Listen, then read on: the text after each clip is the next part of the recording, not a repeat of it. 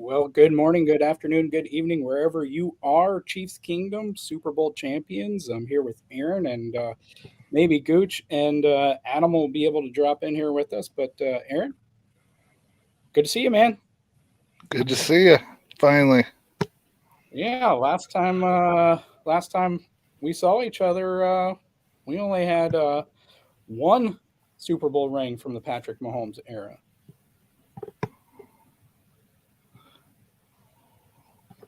One MVP. Right? Yeah, one Super Bowl ring, one MVP, one Super Bowl MVP. A few things have changed. Gotta love that.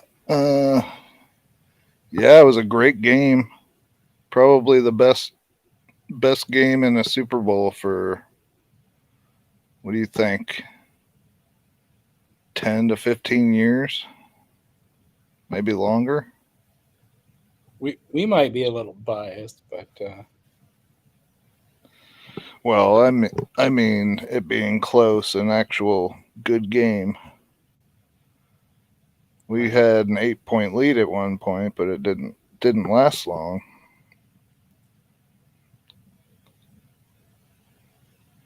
We also were down by 10 again, and they're saying that it's 2-26 for teams that are losing by 10, but we were losing by 10 in the first one that Patrick won. So wouldn't that be like 3-25 or something?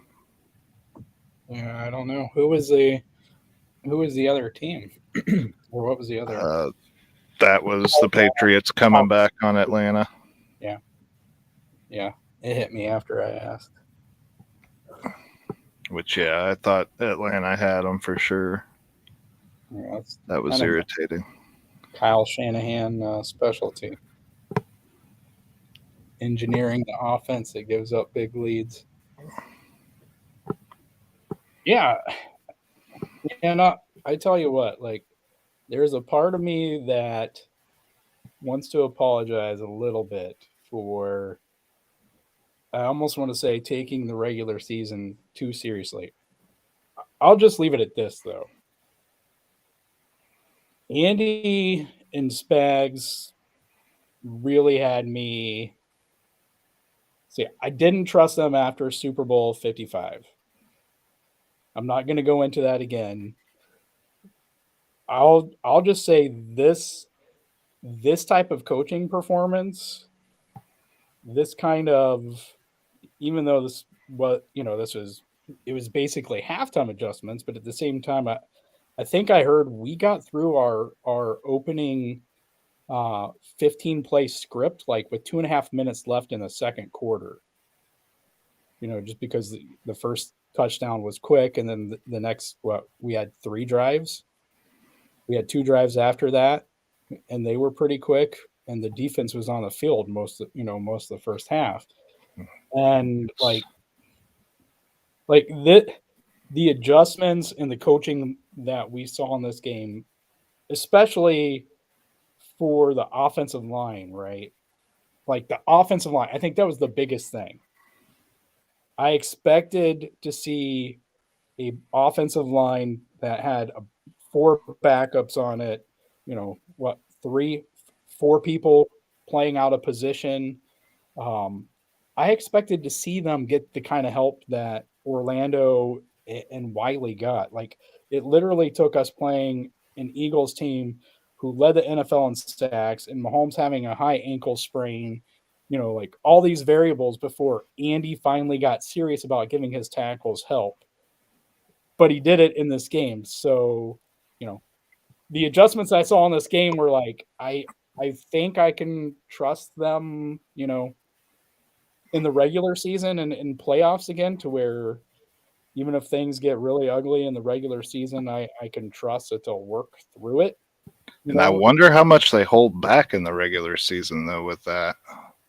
yeah, yeah, and that was kind of a myth that I wondered. All right, let's see if it gets answered or if it gets debunked. Right? I don't mean myth as in like completely false. I just mean like, like the whole it's a legend, thing, and we don't know whether it's true or not. We'll see if if the myth grows, we'll see if it gets debunked. And so I think that's completely legitimate with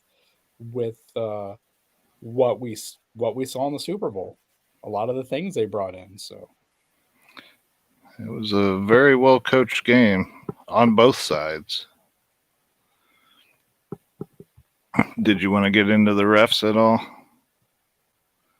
I really didn't think it was bad. I mean, go ahead. They really weren't calling much in the first half. Yeah, consistency is always the key, which they don't like to stay consistent, but they were staying out of it for the most part. And when a guy gets held twice in one play, chances are it's going to get called. The first one was within 5 yards and didn't matter so much, but then he does it again. Yeah. Man, listen, there's a lot I can say about all that, but everybody I think remembers earlier in the game when Juju got held on a third down. MVS was getting held his whole route on that same down. And the ball went to Juju, so everyone was talking about Juju being held, but MVS was being held his whole route. Like, there's part of me that wants to say that as a fan, if your excuse is we were getting away with it all game, like, I mean, how is that? How is that really? That's what you want to say. We were getting away with it all game. Therefore, this was a bad flag. No, you shouldn't have been getting away with it all game. You should be happy. You just admitted that the refs were letting you get away with it. Like, the arguments in this game have just been ridiculous. Well, they've been ridiculous the last two games, and I understand it. Has nothing to do with any of that. People just want the Chiefs to lose. That's all it is. Yeah, I would agree with that. So Holly's bringing up the Bolton. I actually have a different opinion on that. I think they don't want the calls called because they can't keep up with the Chiefs. Not that they want the Chiefs to lose.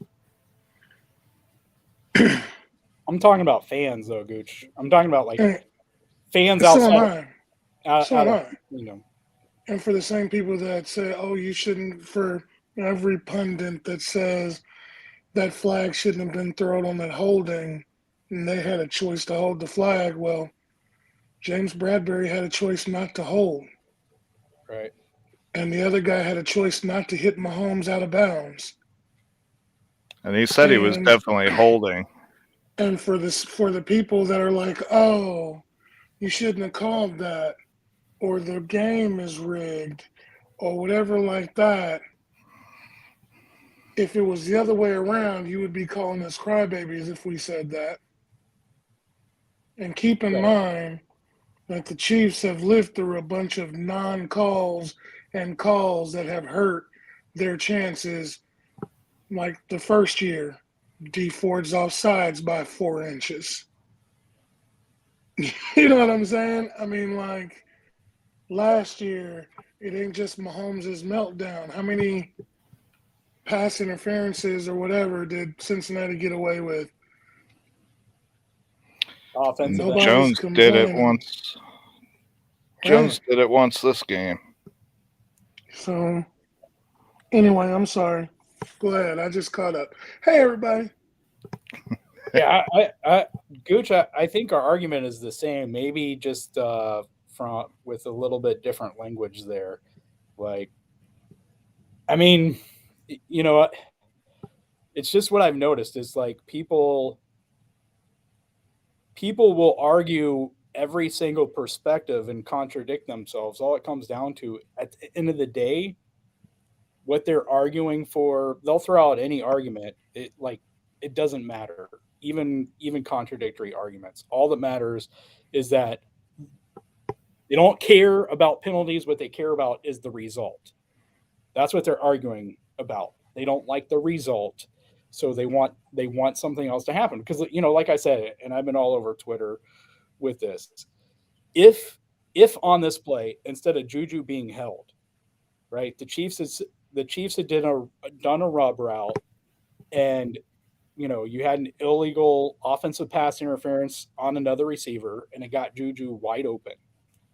Nobody in their right mind is going to argue that the refs shouldn't have thrown a flag for that, even if it negated a touchdown. Nobody would make that argument. Nobody out there who's making this argument would make that argument and say that, right? Nobody would. Nobody said anything. Nobody in the national media cried when, as Gooch said, D Ford was offsides. By the way, one of the reasons D Ford was offsides was because the Patriots were constantly in an illegal formation. Their offensive tackles weren't on the line of scrimmage. The crown of their helmets weren't even with the plane of the center, which is what the rule states you have to be a legal offensive lineman on the line of scrimmage. So they didn't have 7 on the line of scrimmage like they were supposed to. Guess who also did that? The Bengals in the AFC Championship game. Guess who else did that? The Eagles. So it's something that offensive linemen get away with that the NFL isn't calling, just like Lane Johnson's false start or not false start, whatever everyone's going to argue. So all it comes down to is people didn't like it. If it had been the Chiefs on defense and they'd held A.J. Brown or Devontae Smith, guess what? Everybody else out there, everyone who's arguing for this right now, they wouldn't have said a word.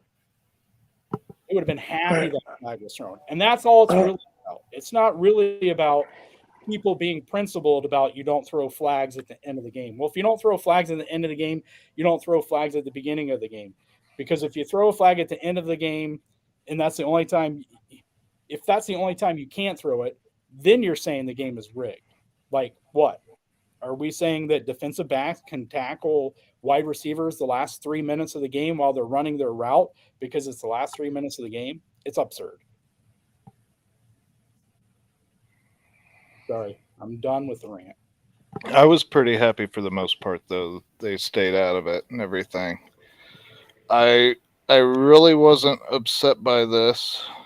Holly's asking, would be interested to hear your thoughts on the Bolton TD that was called back early in the third quarter. I wasn't super against that being called back. It was pretty close. He did seem to make a football move, but it was bam bam. I get that it was super quick, and I think we've gotten 1 or 2 of those before ourselves. Yeah, not in a Super Bowl, but that probably would have made Bolton the MVP if he was able to get that one as well. Yeah, I posed that question on Twitter. If that one had stayed and he'd ended up with 2 fumble recoveries for a touchdown, would that have given him the MVP? And Dan Andrews said no. I'm interested what you think, Gooch. I could go either way on this because, and Dan's argument was he didn't cause either one of the fumbles, right? He was close to Hurts, and he was kind of in the right place at the right time. So you got to give him credit for that. I'd say he caused it. He just didn't make contact to cause it. It was a non-contact fumble, but yeah, he definitely, hurried. It's kind of like a speedy runner in baseball forcing an error, because the second baseman or whatever shortstop has to make a quick throw type of thing. But yeah, as far as like he didn't like physically knock the ball out of either guy's, Hurts or whoever the receiver was on those 2 plays, but he definitely still ran him back. So yeah, what do you think, Gooch? Do you think he would have been the MVP on that? And to answer Holly's question as well. I'm going to hit 3 in rapid succession. On the holding call on Juju, if you go back and watch the game, they're also holding MVS on the other side of the field. So you could have called it on either one of them. It just so happened that the camera was on Juju. But they were holding MVS too. Two, Holly, the second TD, it was an eye blink away from being a fumble. If you watch it and then you slow it down, because you can even do this on the replay, he catches the ball, he's got 2 feet down, and he's lifting his feet in the air. So he's like maybe 4 inches from touching the ground again when Snead hits him, because he catches it and he starts to jump cut, and Snead hits him right before his feet touch the ground, and that would have been the third step in the football move. So they actually got that one right. It actually was not a fumble. He didn't technically go through the whole process of the catch. And I don't think so either. Even if Bolton ran it back, Snead caused that fumble, and Jalen had an unforced error. Right place, right time, I get it. But I still think Mahomes puts up, I think most of the time anymore, MVPs are the guys that have that one gotcha moment. The run on the bad ankle for 26 yards. Stuff like that, when people are actually like, because that stuff sticks in your head.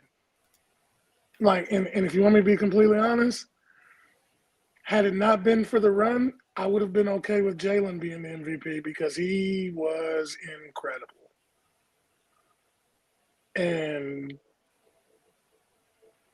But I think even if with the 2 TDs, it still would have been Mahomes. Not by much. Not by much. It's like the Damian Williams run. You know what I'm saying? Like, technically, I probably would assume that Damian would have been the MVP. But Mahomes did just enough. It wasn't. There was definitely an argument for it. Right. And it's not like Mahomes wasn't, what's the word? Fucking Mahomesian. 300 yards, 4 TDs, yada, yada, yada. But the one thing that we have all been asking him for is to just play within yourself and take what the D gives you and not try to do too much. And he did that the whole game. And you got to be impressed with that. And the way he was, the first half, he didn't really see the field. In the second half, the way he picked apart the number 1 defense, the defense that was so close to the 85 Bears, the way he picked them apart from the pocket, you got to be impressed with it. It's the amount of time the offensive line gave him. Yeah. That was amazing. I would have preferred co-MVPs with the offensive line. You know what I'm saying? I would have been okay.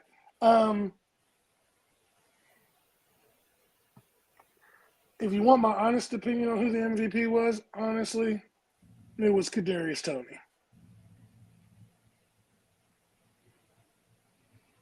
Without the punt return, I don't think we win. I can't disagree with that. That was the turning point of the game for me, for sure.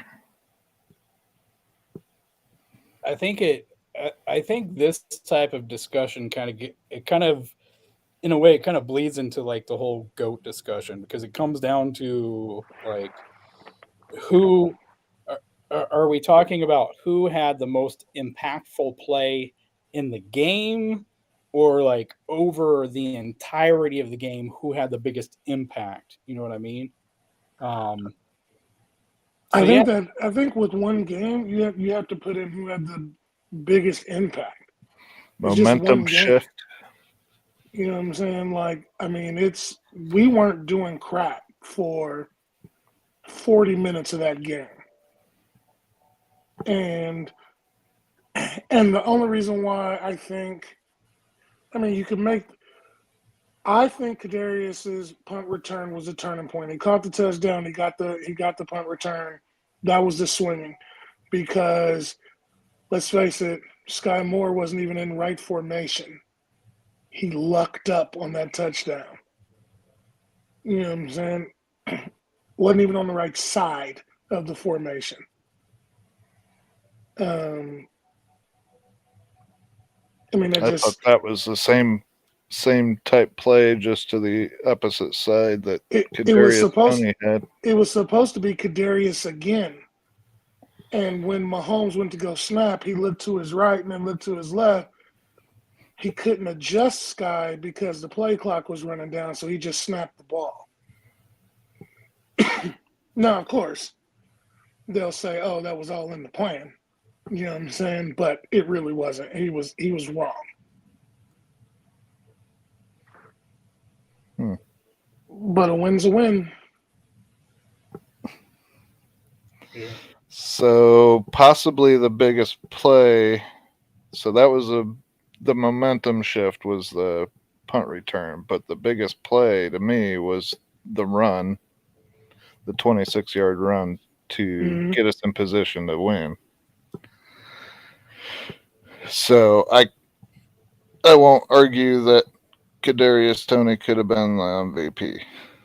I mean, those are the only two that I would even think. If you were going to flip a coin, either one would have been fine with me. But Mahomes, and then the offensive line, like we said. But then Mahomes. For those of y'all that are going to watch this later, and this is probably one of the few truly selfish things that I'll say about myself. I say a lot of selfish things, but I don't really mean them. But it is nice to see a black man as the face of the NFL. And that's my own personal thing. I don't really care. Like, it's not a black or white thing with me. It's just nice to see. You know what I'm saying? Because the black quarterback has come from not being smart enough to be a quarterback to now face of a multi-billion-dollar empire. And everybody wants to be like this guy. This guy is separating himself from all his contemporaries. You know what I'm saying? It's just nice to see the world is coming around. And that's my own personal thing. I'm not trying to get political or anything like that. It's just. So I'm going to push back a second, guys, on the MVP talk. From if Toney is up for consideration, I think the criteria you're using, it would have to be Bolton. Because Aaron, as you said, even though he didn't force the fumble, he forced that fumble. That was at least a 7-point swing in the game at that time. Could have been 14, the way that they were just having their way on our defense. Right? So, and there, at least in some way, shape, or form, there was a huge momentum swing from it. So, I think if that's the criteria you use, you would have to give it to Bolton. I think I'm still sticking with Mahomes because I think over the entirety of the game, it was his play. Like, I don't think you're in this game if Mahomes doesn't come back from another re-injuring of that ankle and Chad Henne plays. I don't think so. I think the Eagles blitz the hell out of Chad and they get to him. I think it's a completely different game. So cause and effect. If you're going to give it to Bolton, you might as well give it to Jason Kelce.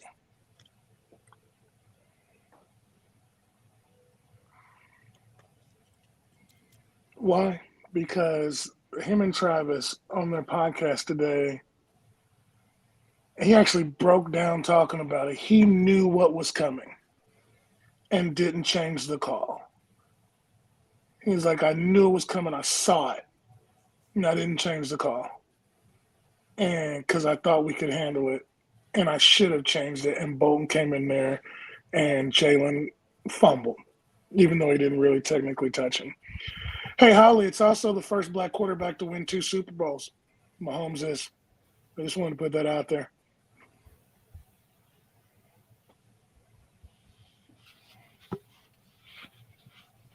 I don't know. I'm still with Mahomes. I'm okay with it. As a Chiefs fan, interestingly enough, I wanted the Chiefs to win. But strangely, I was okay with the Eagles winning with the way that Jalen was playing. And any team that can put Mahomes on the sideline for a whole half, that is a dominant game plan. And I would have been okay because I'd been like, look, Mahomes didn't even really see the ball. You know what I'm saying? And Jalen was playing out of his mind. I don't know who that guy was, but that was not the Jalen Hurts that I saw at Alabama, that I saw at OU, that I saw in the Peach Bowl. That was not Jalen Hurts. Whoever that guy was a hell of a quarterback that day. So the stat lines were completely opposite of what I thought they would be as far as passing. Mahomes to be the one that's throwing under 200 yards. He had 182 yards, and Jalen had 304. You would always think that would be the opposite. You know what's interesting? When I was watching the game, thanks to Keas, by the way, the only thing I could think of is Keas kept bitching about them not running the ball, and go figure, they decided to run the ball in the Super Bowl. Right? It's about time. But I'm glad they did. Tackles too, Gooch. So What'd you say? I said they also finally helped out the offensive tackles too. So That's true. And I actually thought at one point, because it sounded like you were getting on. Oh, he went off. What the heck?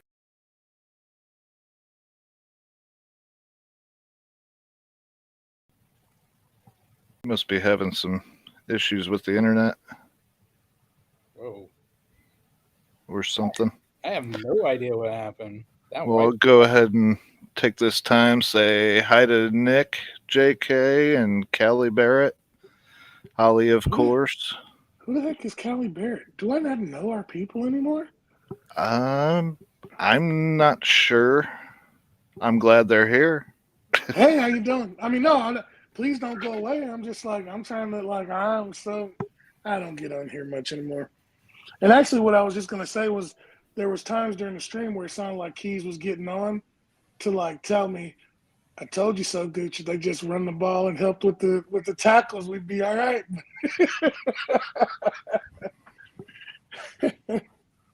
With Pacheco running the ball and McKinnon. The problem is now Wiley and Orlando Brown are going to get extensions. You get that, right?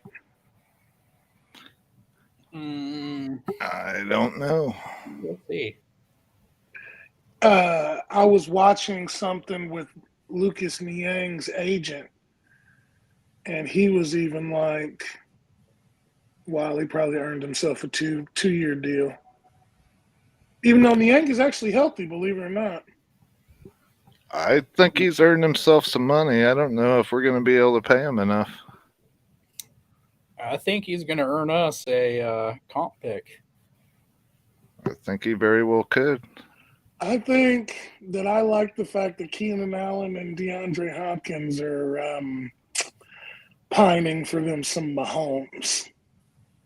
I think Juju's gone. Oh, yeah, for sure. We won the Super Bowl. He's gone. Well, he says he wants to stay, and the Chiefs want him to stay. I want him to stay. He says he wants to be here. We don't have the money. Hardman's gone. I would almost be willing to cut MVS.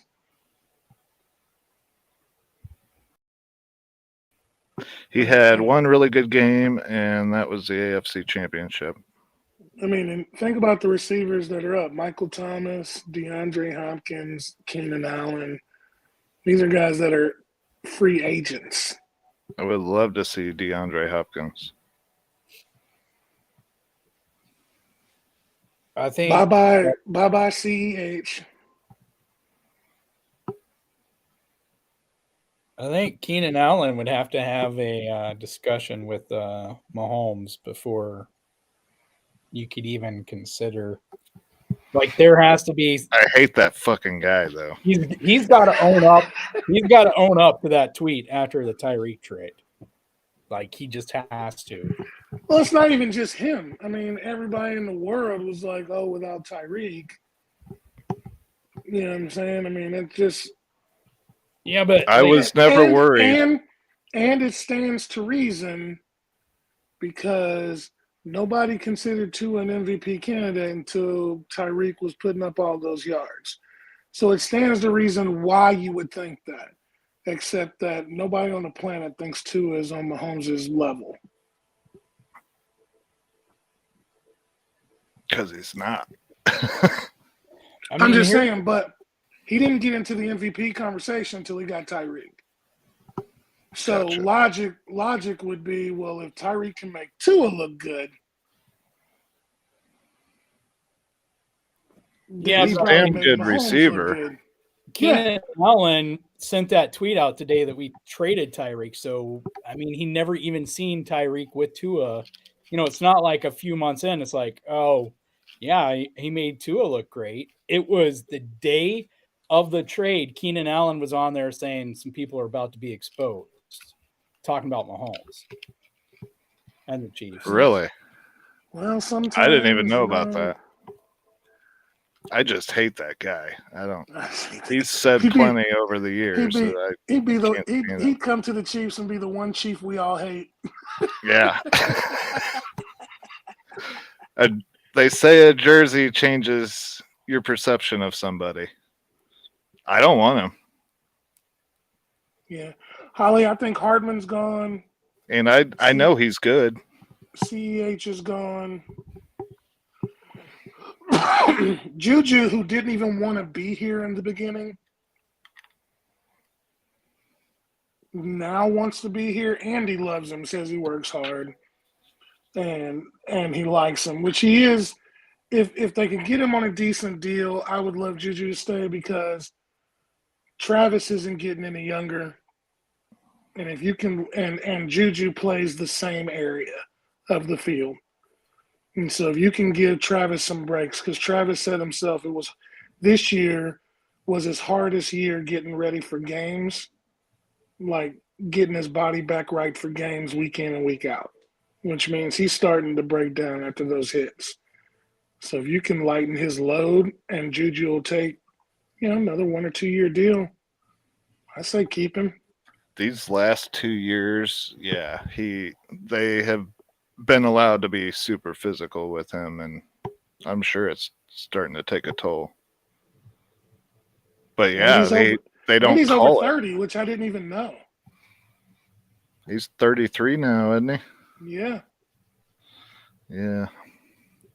But yeah, I'll be amazed if Juju's still around. He's got his Super Bowl now. Time to get his money and big ass contract. I think if we would have lost, he would have been back and ready to go get it next year. But we won, so I think he's gone. Well, I don't know who's going to offer him the money, though, because he's not a true number one. That is a good point. Chicago is probably the only team Chicago and the Texans are probably the only teams with the cap space to really give him a major deal. And if you want me to be honest, if I'm 20, what is he, 27? Is he that old? I know Keas is looking. That's why I'm waiting. No, I wasn't.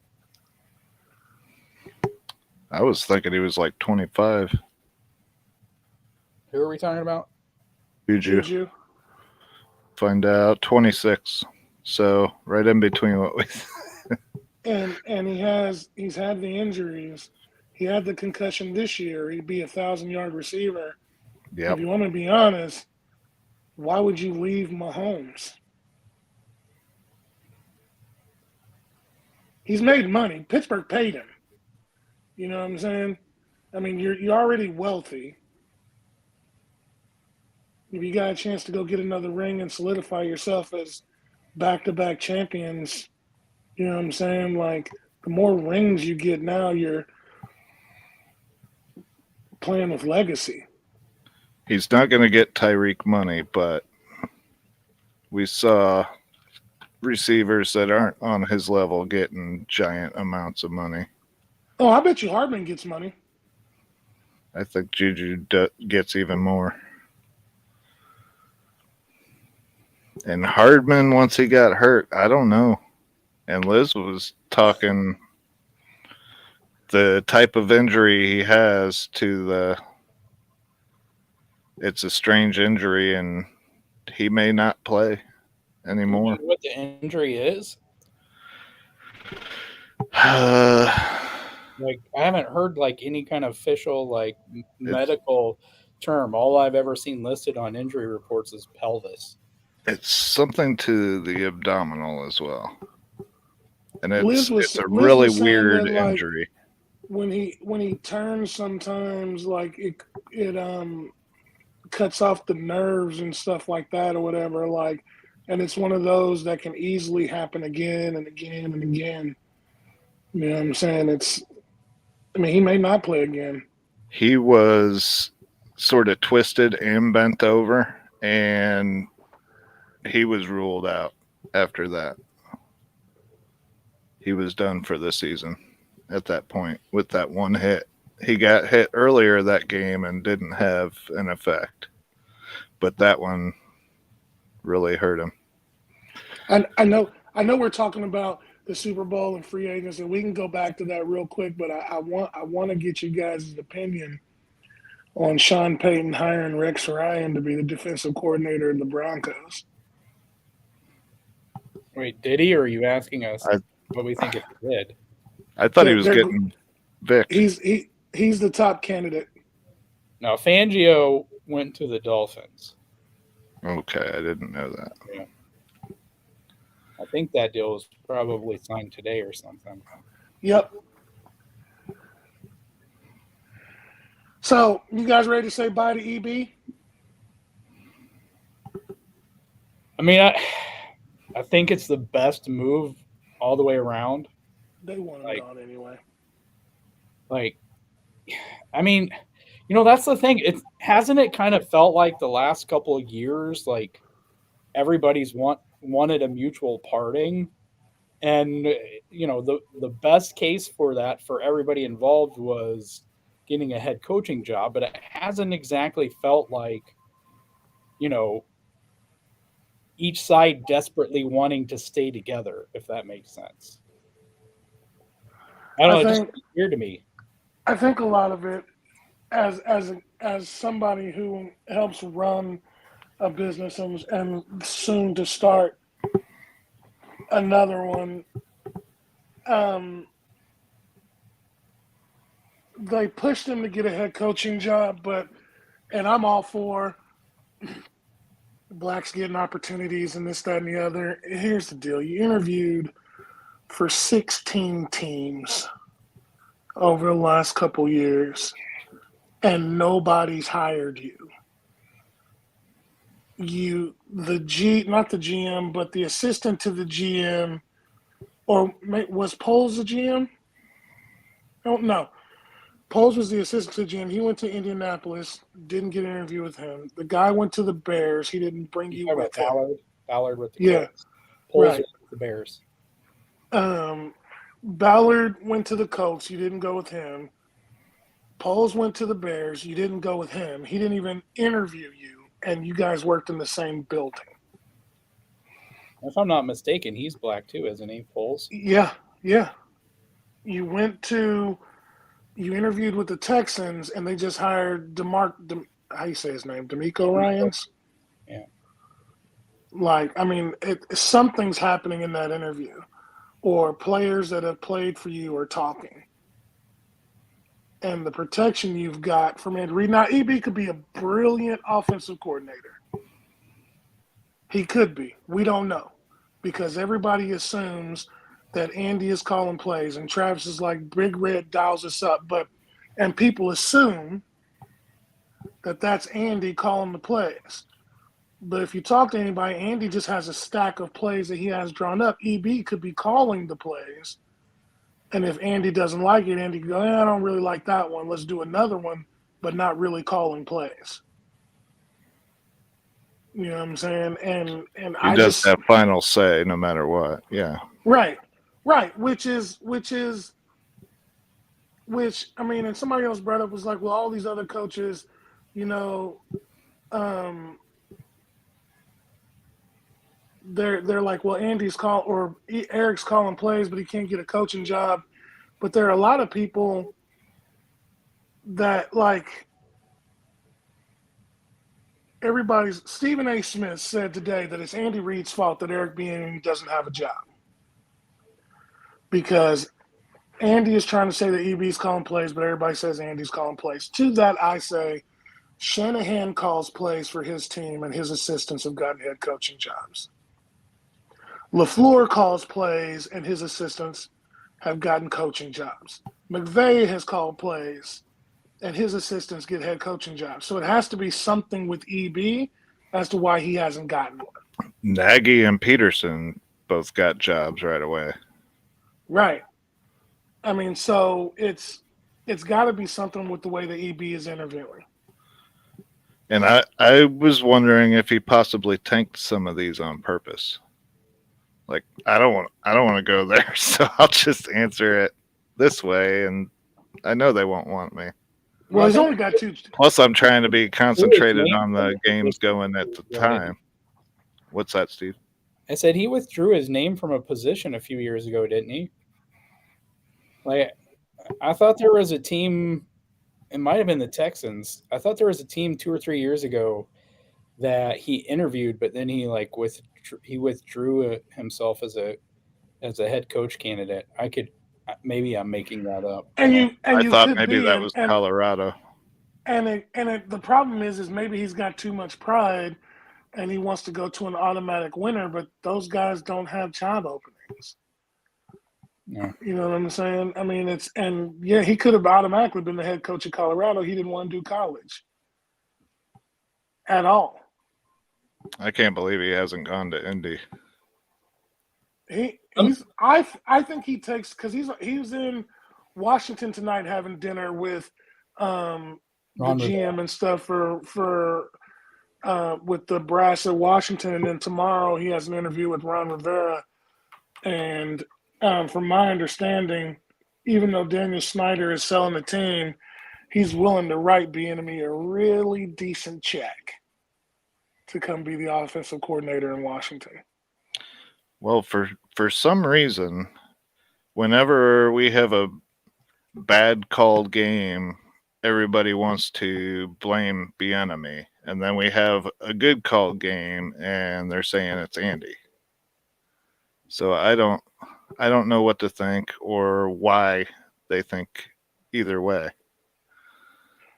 I think Mahomes wants Nagy anyway, and I think Bieniemy, that's why they only signed Bieniemy to a 1-year deal, hoping that they would help him get a head coaching job, which is why Andy praised him so hard at the podium and after the game, like, hey, and Andy even said it without saying it, like, he needs to get an opportunity to run the show. You know what I'm saying? Without actually saying, like, he's not going to be here. Let me throw. The only way he grows, I think, is with a different team. Yeah. And actually gets the attention that he should. I think he should go to Philadelphia. He played there. Did he? Yeah. I just remembered played for Andy Reid in Philadelphia. Huh. I just remembered the Chargers. I think it'd be good for him to show, not because obviously, you know, if he's doing what Andy says he's doing, obviously he's a good coordinator. You know what I'm saying? And I'm not going to shit on the guy, because since he's been offensive coordinator, we've had a top 5 offense, 5 AFC championship games, 3 Super Bowls, 2 wins. You know what I'm saying? Andy's not doing all that by himself at 64 years old. I don't care who you are. You know what I'm saying? Belichick does defensive game plans, but before he stopped using coordinators, he had them. You know what I'm saying? I just think that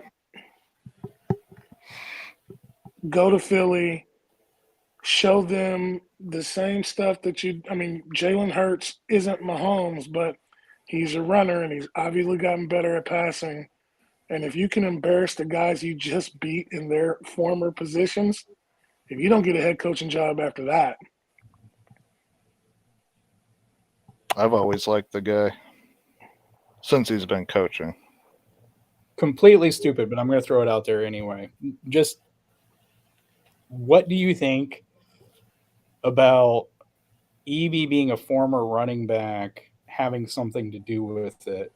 Simply because a lot of times offensive coaches, not all the time, Andy certainly wasn't, but a lot of times offensive coaches, owners like someone who was a quarterback who, they knows a lot or was a quarterback coach, and having that side of it for their offensive coach. Like, do you think maybe it has absolutely nothing to do with it, but I can't think of a head coach who was a running back, like even, 10, 15 years ago. Maybe it has nothing to do with it. I don't know. I'm just trying. I wouldn't discount anything. Like I always just assume he interviewed bad.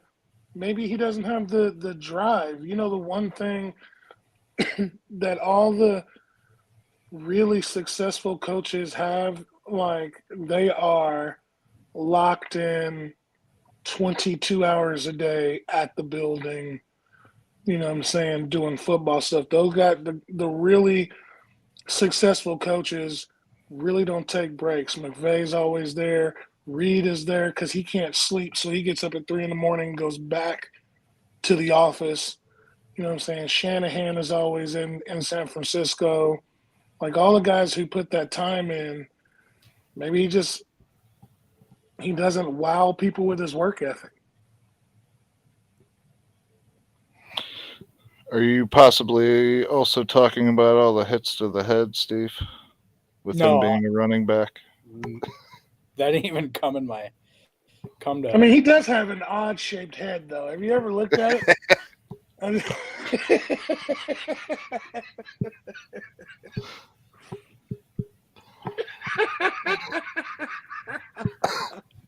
I'm sorry. That was so wrong. I'm sorry.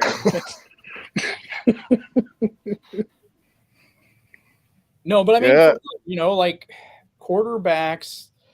I don't know. I'm not a quarterback, but from everything I've ever heard or seen, quarterbacks like someone offensively who has been a quarterback. Like, now that part is Peterson. That part, right? Like that part's pretty true. Like if you're going to sit down with your quarterback and you're going to try and talk to him, he's got to believe Like Andy's been around so long and worked with so many Hall of Fame quarterbacks that even though he's not a quarterback, he's talked to some of the greatest that have ever played, picked their brains, talked to them, stuff like that. So he has a lot of knowledge. You know what I'm saying? But like you said, Aaron, there's Peterson, former quarterback, knows how to deal with quarterbacks. You know what I'm saying? Shanahan, even though he wasn't a quarterback, his dad coached a Hall of Fame quarterback, so I'm sure he learned a lot. You know what I'm saying? During that, even though I absolutely hate John Elway. Right. You know what I'm saying? And Keas is right. There's a trust thing. Like if I don't trust you, how can I play for you? How do I know you're going to put me in the best position to win? And I think, in retrospect, that's why he needs to take. Everybody's like, he shouldn't leave Kansas City unless he gets a head coaching job. The problem is that Andy Reid is so beloved by everybody in the NFL, and everybody knows that Andy Reid is the preeminent offensive coach of this era. No one's ever going to believe that some of this stuff isn't Andy Reid drawing up on his chalkboard or whiteboard in the office, putting stuff in. It has nothing to do with race, more so than the enemy's up under a coach who is a certified Hall of Famer who is running stuff from when he was with the Eagles. It's hard to say, hey, this came from EB. You're essentially running Andy Reid's playbook, even if you're calling plays. I also wonder if he would tank some of these interviews because he wants to be the one that takes over after Andy, and he doesn't want to leave the Chiefs. And Andy's maybe gonna things coach- have changed now, but Andy's going to coach for 6 more years. I think he really does the Belichick, and he leaves at 70. He either leaves at 70 or he gets 4 to 5 rings, and he's like, okay, I'm done. I'm out.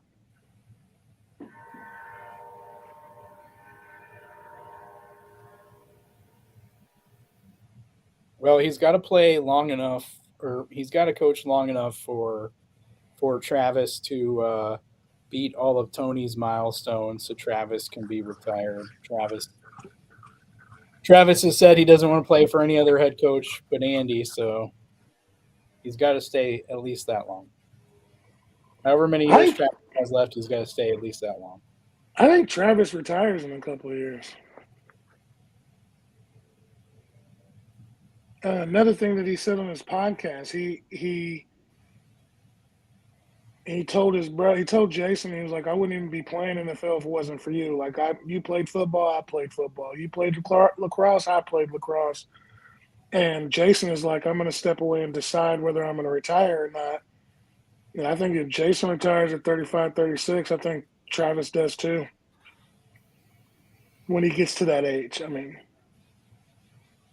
Yeah, I think it depends on how close he is to those records.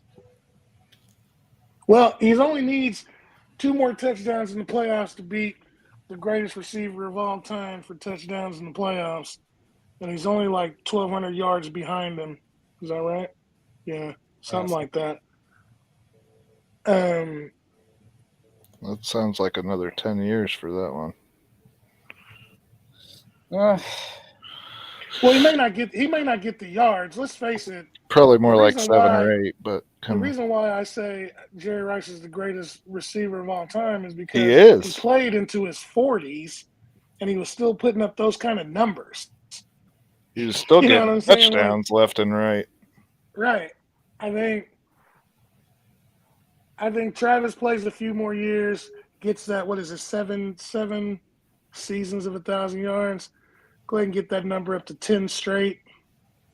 Leave no doubt that you're the GOAT tight end, or at least in the conversation where you'd be on the Rushmore with Tony. God, I can't think of his name. The Chargers tight end. Not Gates. Not Gates. Oh, okay. The other one that had the son that committed murder.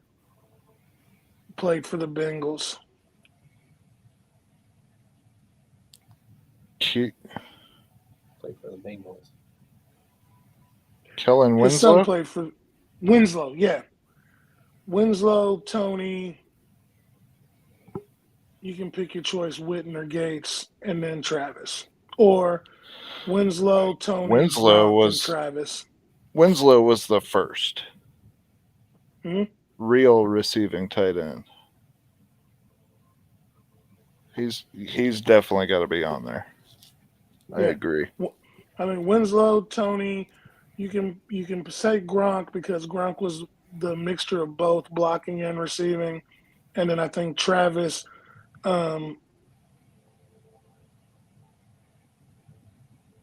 he's got to be on there. Travis made it cool to be a tight end. You leaving Unk off that list? Huh? I said you leaving Unk off that list? Shannon Sharp? Yeah. Fuck that guy. Shannon Sharp has been drinking too much of his own Kool-Aid. He wasn't that good. He wasn't as good as his brother. Right, nowhere near. And he benefited a lot from them the Ravens not really having any receivers. Shannon Sharp wasn't that good. Hall of Fame, he's got 3 rings. I'm never going to shit on a Hall of Famer, obviously, but he's not a Mount Rushmore tight end. My 4 would be Winslow, Tony, Gronk, and Travis. Now, I would not label them 1 through 4 because they all did something that changed the game. I've never seen anybody as open as Travis from the tight end position. No. Nobody's ever blocked like Gronk and still been able to run routes at 6'7", 6'8", or whatever he is. And Tony and Winslow started it, and Tony advanced it. Yeah, Kittle's not in my top Guys 4. hanging on him. Yeah. I still say Travis is the best, though. 7,000-yard seasons in a row. What's the next closest? Is it 3 or 4?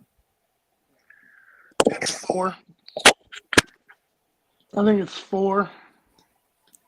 So almost twice as much. I say he's good for another one next year. Only reason why I couldn't, and I think this is Keys' longevity point turned on its side. The game was different. You didn't really throw to tight ends. If you want to put, and you can't put people in this era, but you can think about it like, picture Mahomes throwing to Tony or Kellen Winslow. You know what I'm saying? That has a nice little picture in your head if you think about it. But Gronk's in the era, and he wasn't close. And they threw to the tight ends nonstop with Hernandez. Gronk didn't know how to protect himself. He was a big, lumbering beast that he didn't protect himself. He got he was hammered. He was always hurt. Yeah. People are trying to chop down that big redwood. You know what I'm saying? Otherwise, it would. I still think it would be. I think Gronk would still be playing, and I think the argument would be there for Travis and Gronk. I think it would still be going on. Well, I'm going to go ahead and say that I agree with Holly here, and Cheffers actually did okay. I am with her on that. Now, I want y'all to picture this because Keys is a Cheffers hater. Well, none of us really, we have reason to be. There's about 4 I hate. We have reason to be, though. None of us really like him, but we are 9-1 in games that he's the referee. How crazy is that? When he's made some real shit calls. He is like our unlucky lucky rabbit's foot. I actually saw that on the Twitter or whatever. Somebody showed that we were 9-1 in games that he was the main referee with all those terrible calls. Steve, I believe this comment is for you from Nick. Yeah, I saw that. I was hoping we get a chance to get to that. So, I know you go guys. Ahead. I'm sorry, I was rambling. I apologize. I know you guys are going to have something to say to this, but here's the thing, Nick. It doesn't matter what time of the game it is for the flag, because if you want to say you can't throw the flag at the end of the game there because of the amount of time left or whatever, again, think about it from the opposite side, right? Like people want to pretend that if the flag's not thrown there, that there's absolutely no consequences. It's simply not true. There was a foul that was committed there, and to say you can't throw a flag there is to say that the Eagles can do whatever the hell they want to simply because of the time in the game. And you can't throw a flag and call a foul that doesn't allow one team the chance to respond to whatever the other team does. That's utterly asinine. This is the dumbest argument I think I've ever seen. Like, seriously, it's stupid. It's absolutely stupid. It doesn't matter when the flag comes. If it's a flag, it's a flag. Guess what? Bradbury knew everything that you just said there. He still held. Why did he hold? He held because he had to. Why? Because his defensive coordinator was putting them in man. Why? Because he thought they could beat the Chiefs. But guess what? It didn't matter whether they were in man or zone. Andy Reid was still scheming up players to get open. That's why he held. If he hadn't held, at worst, Pat probably has a first down, if not the touchdown. You guys can go see JT O'Sullivan broke down multiple plays from Mahomes, and he broke down this play in particular to highlight Andy Reid's route design for it to specifically get Juju open on this play. He would have been wide open if he hadn't gotten held. So you can't say you can't throw the flag there, because if you don't hold, then it's likely a touchdown. Like, he also said that he held. He was just hoping he'd get away with it. He was hoping they didn't see it. He knew damn well he held. He knew he did, and people are, well, a few things are happening. One, people are mistaking the rules for pass interference for the rules for defensive holding. Like, there are people out there that were saying it was an uncatchable pass. It was an uncatchable pass. Yeah, because the receiver was getting held. It's not pass interference, so it doesn't matter. Like, literally, Mahomes could have thrown that 100 yards out of the stadium, and it wouldn't have mattered because it's not a pass interference call. It doesn't have to be a catchable pass. There was a hold. The hold took place before the pass, which is why the flag was for a hold and not pass interference. People are ignoring that fact, but they're also ignoring the fact of why was it an uncatchable ball? Because he was being held. If he hadn't been held, he would have been wide open. The reason uncatchable doesn't factor in to a holding call and why there's an automatic first down is because if you didn't hold, they have no idea. Like, the reason why it's an automatic first down and uncatchable doesn't factor in is because if you didn't hold him, he probably could have caught it. And the reason why it's a first down is because they don't know what would have happened after he. Uh-oh. All right, you're back. And that's why it's an automatic first down, and it was holding and not pass interference. Right. The first one, I think, was interference. That didn't get called. Yeah. Earlier in the game, yeah. Listen, the thing that people, I don't think it's that people don't understand. It's that they don't want to, or they don't care. Like, the timing in the game. Again, you can argue it from other perspectives. One, are you going to retroactively give the Chiefs Super Bowl 53 participation trophy because D Ford got flagged? Nobody was crying then. Nobody was saying you can't throw that flag there. Not even Chiefs fans that I remember. Our first thing was to be pissed at D Ford because he lined up offsides.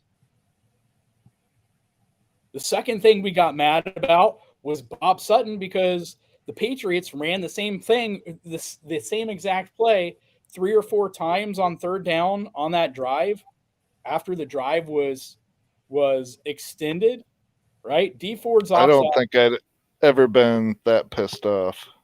D Ford's offsides. He doesn't even get to Brady.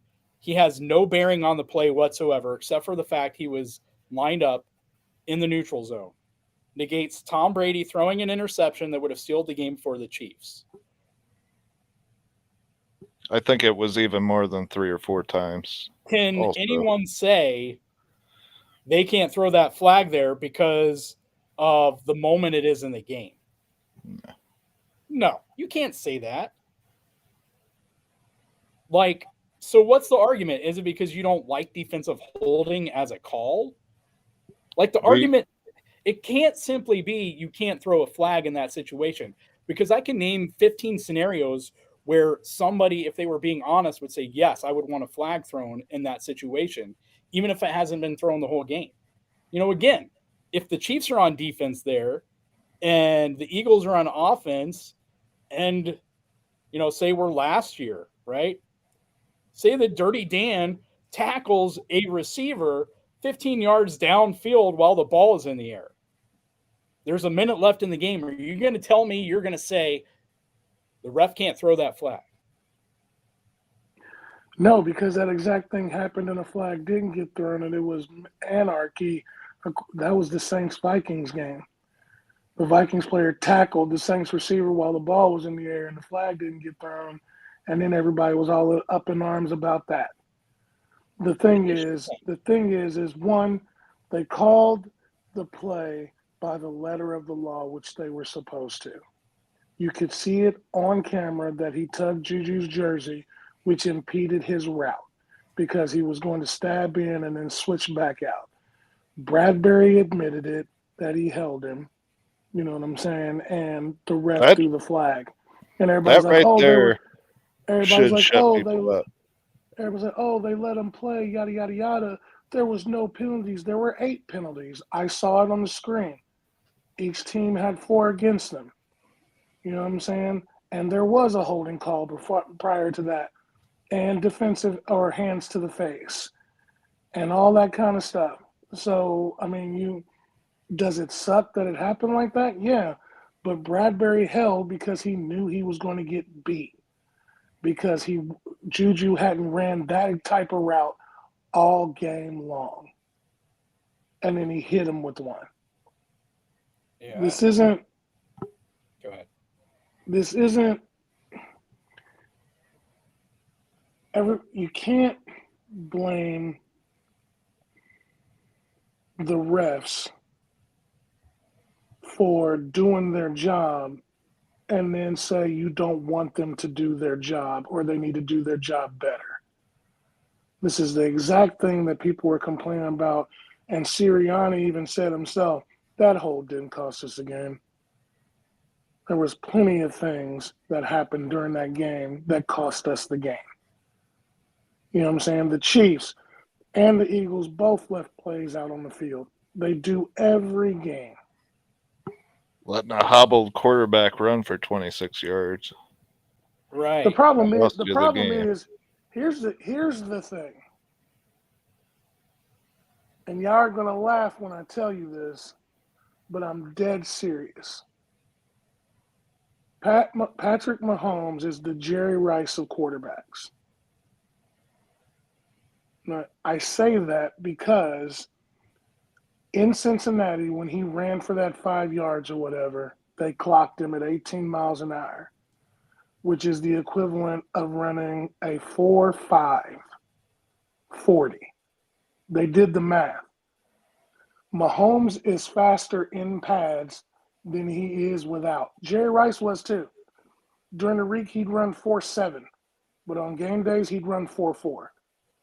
Some people are just smoother and know how to maneuver their body in pads, because that's the only way you can figure that if he really ran 4.8 on a hobbled ankle, that he's running away from linebackers who run 4.6.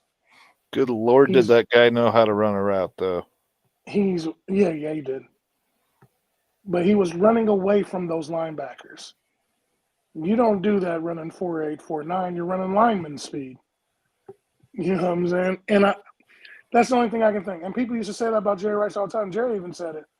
I ran slow in practice, but in games, once you got them pads on, it also helps, I think. Mahomes said he runs scared. And it's a whole lot different when you're trying to run away from big men if you think you're going to get your ass kicked. Or as a black man, if you're running from the cops, we usually get about a half a second extra too when we're running. You can laugh at that. That was funny. Man, tough crowd today.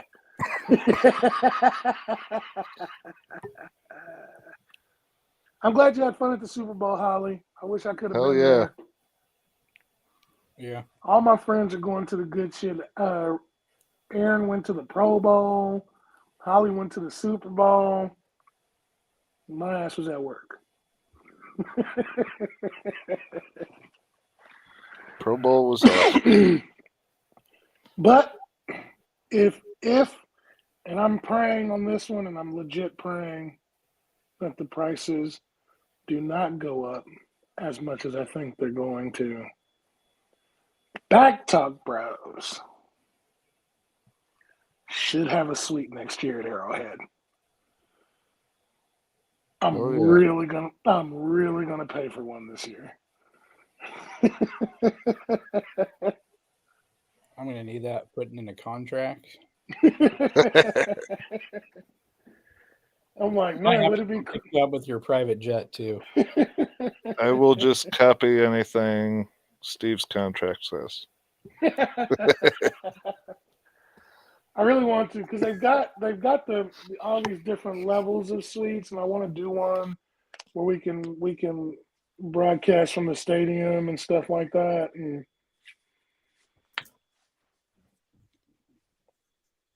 that's the plan anyway. I've got about 6 months. What about 6 months? So I got about 6 months before they put the suites on sale. On top of that, it's a tax write-off because BAK Talk Bros can be a business expense. Right on. Aloha, Maui. Great to see you. So Callie Barrett is Holly's friend. Well, anybody that's here, who you want to see back? You boys got any? I mean, we got free agents. Who do we chase? Do we bring everybody back and try to run it back? We did that once. Right. I don't know. I think it comes down to the money. Like,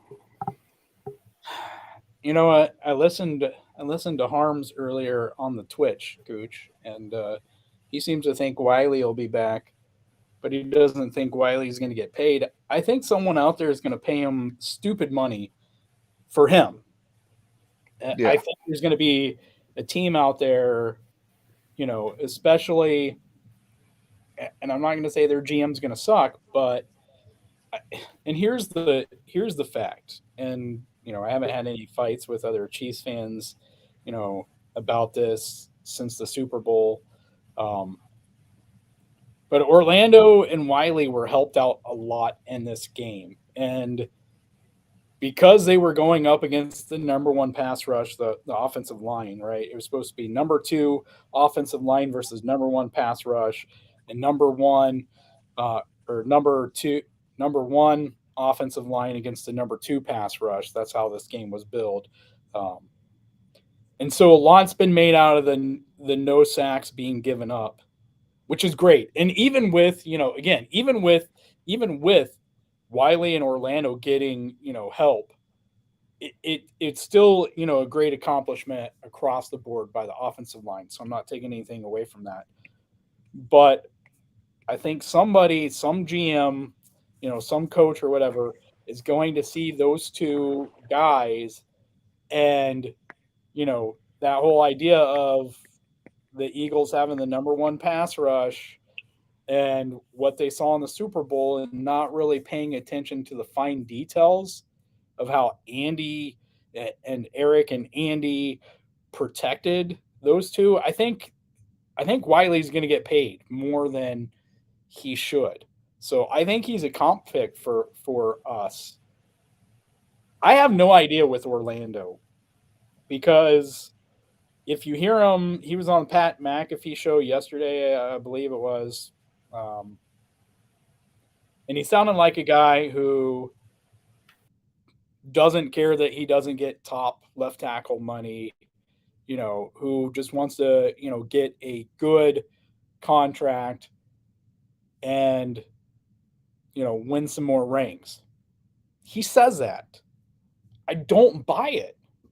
I don't believe it. Like, you got to show me, like, if you say that and once again I start hearing top left tackle money, like, I don't know how I can trust him. And my thing is, if you have to protect him and give him help, you can't pay him top left tackle money. You can't do it. You give top left tackle money, you trade a pick, to get a Laramie Tunzel, you go after Trent Williams to begin with when he was in free agency because you don't have to protect those guys. And you sure can't keep protecting both tackles. Like, we had success in the Super Bowl, but you don't want to be doing it. You don't want to have to be spending the extra time to have guys chip instead of just running their route. And so for me, it's going to come down to money. Like, if the money's there, I have no problem with both of them coming back next year. My real wants, I'd love for McKinnon to come back for another year or two. And by the way, kudos to McKinnon because, I don't think we've thought about this enough, but it was something that whatever the coverage I was watching for the parade today, someone brought up McKinnon's selflessness to have that Super Bowl touchdown right there. For Pacheco? What? McKinnon. To have that touchdown right there, but to be selfless and have the awareness to go down instead of scoring it at that point in the game. Like, he gave up a Super Bowl touchdown. It's the right thing to do, right, for the team and to win the game, but it still required sacrifice on his point. So kudos to him. I just want to throw that out there. But yeah. And to his quarterback who told him, make sure you go down. Well, so what I was on the flip side, Keas is right because Mahomes could tell him to go down, but you're in the Super Bowl. It may be your only time there. You're 1 yard away. I'm probably saying fuck it and crossing the goal line. Well, let's be honest. Nobody can blame you. As big as some of us are, we might not get the brakes applied in time to slow down. We might fall into the end zone. That's true. And actually, Jason said that play is called Ole. They were going to let him just go ahead and go in. Make it look like they were going to tackle him, but then just kind of let him ease in. Veach said he was worried that they were going to pull him in because you can do that, but he actually went down. And the reason why he got nervous at the end when Patrick was backing up to kneel was because the Eagles could have grabbed him and pulled him into the end zone. It still would have been a touchdown, and they still would have got the ball back. Like, so I kudos to McKinnon. I mean, Jet, that was a good play, man. What I liked from McKinnon is, I don't remember if it was Sky Moore or Pacheco, but they lost the ball and McKinnon grabbed it real quick. And he's like, no, this is your ball. Scored a touchdown in the Super Bowl. You're going to want that ball. Okay, I thought it might have been. Sky's first touchdown is in a Super Bowl. Yeah. I think Dunlap retires, Holly. 100 sacks and a Super Bowl ring. It may take him a few years, but he'll get into the Hall with that.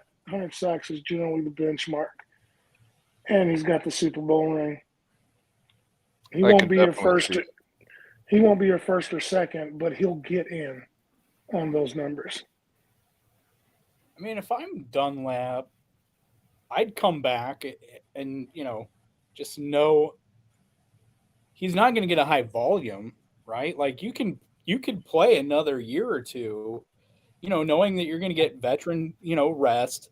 You have Andy Reid, who's a player's coach. He understands, kind of get that Terrell Suggs treatment, where you're not getting a lot of high volume snaps. You're getting good volume snaps, in good moments. Like he looked to me like he had a lot left in the tank. So, I mean, I don't know. I can't speak I for. mean, you could keep him if the money's good, and if you target an edge in the draft, he can teach. You know what I'm Oh yeah. saying? I mean, it's not. I'm not saying he shouldn't come back. I'm just saying, like, if I'm in my 30s and I've played 13 years or whatever it is, I've got my 100 sacks, I've got my Super Bowl ring.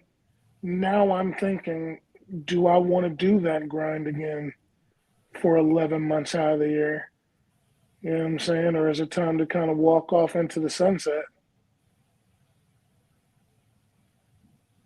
It all depends on what he feels like. Again, like I said, like I'm obviously not a professional football player, but years upon years of 200 plus muscular men who run as fast as cars, you know what I'm saying, traveling a school zone, hitting me. Like eventually I have to think about, do I want to put my body through that some more? Diving at my knees. Right.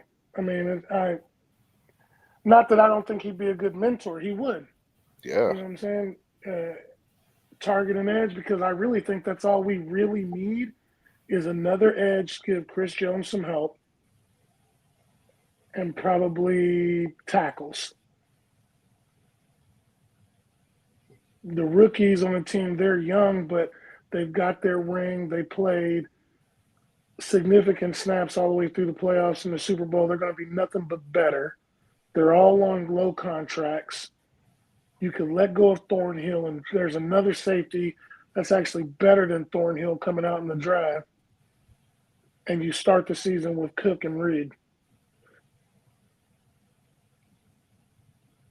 I mean, I think with the guys that we already had on our team, it really depends on the money. Like, I wouldn't have a problem bringing Thornhill back, not giving him a lot of money though.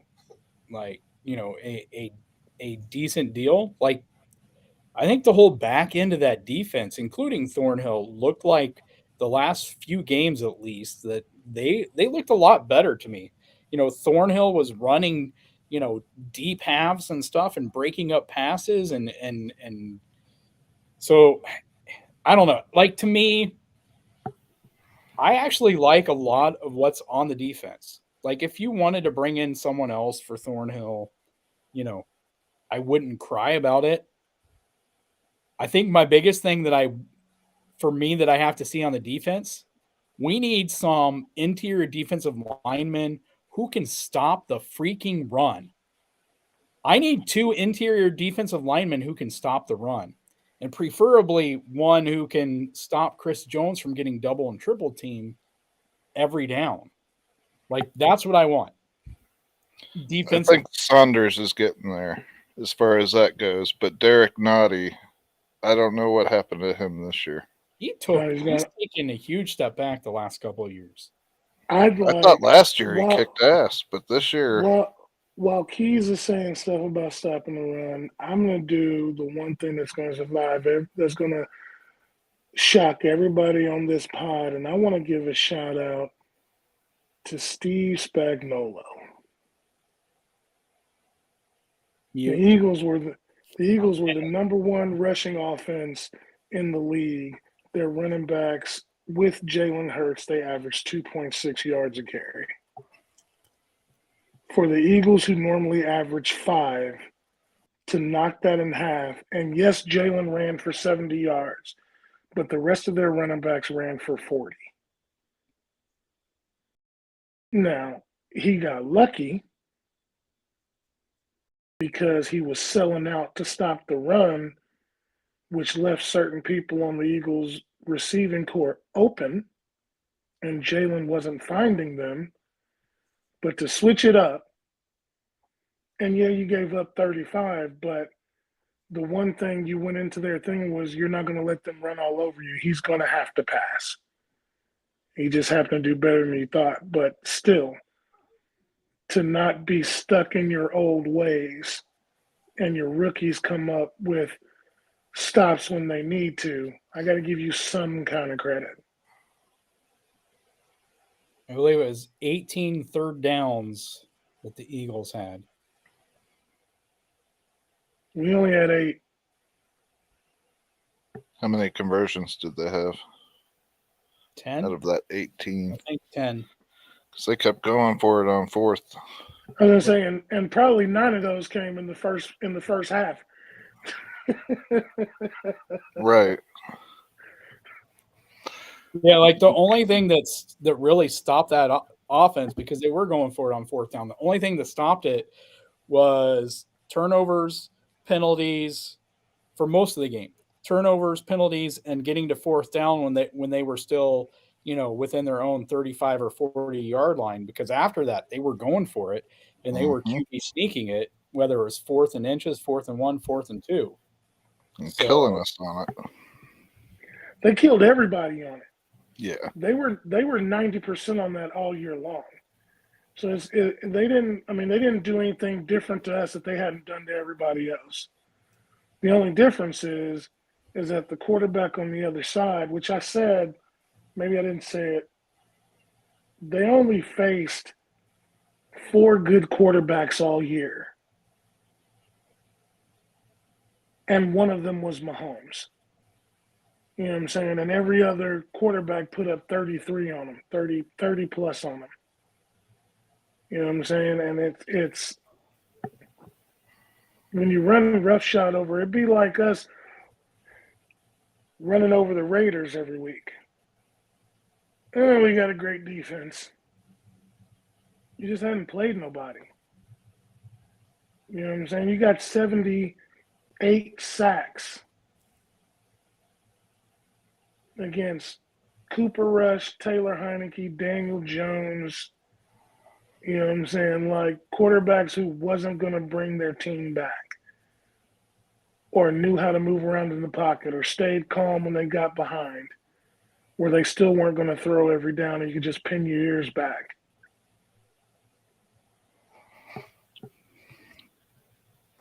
You guys ready to get into some comments?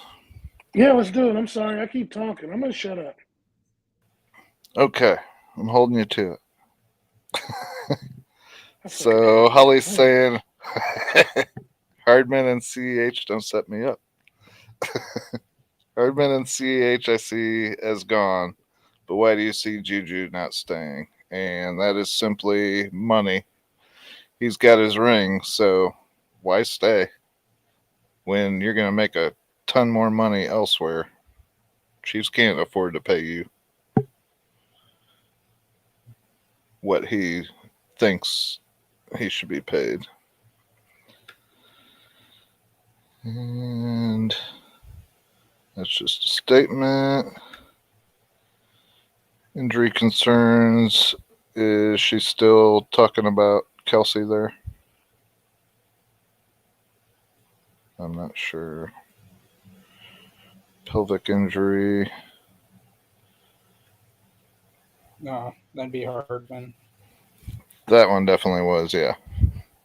Okay, so 35 to 36-year-old retirement for Travis Kelce would be a true gift. As long as he remains healthy, which, yeah, it's been pretty amazing how healthy he's been ever since his first year. I'm not sure what the Eckler comment is.